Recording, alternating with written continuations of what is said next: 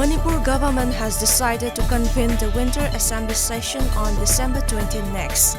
As per reports, the government had appealed Kokomi to withdraw boycotting of the State Sangai Festival 2019 that begins from today.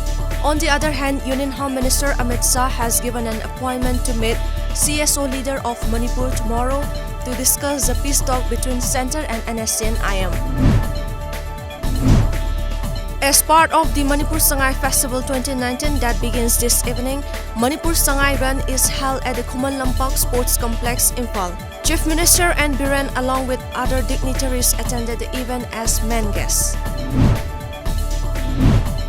In spite of the heavy security measures being taken up by the security forces in the state, a hand grenade was exploded last evening in front of Local Youth Development Association located at Kwakathil Lemakuzum Lekai, Imphal West. As per reports, some suspected armed militants hurled a hand grenade at BSF 93 Battalion personnel as attacked.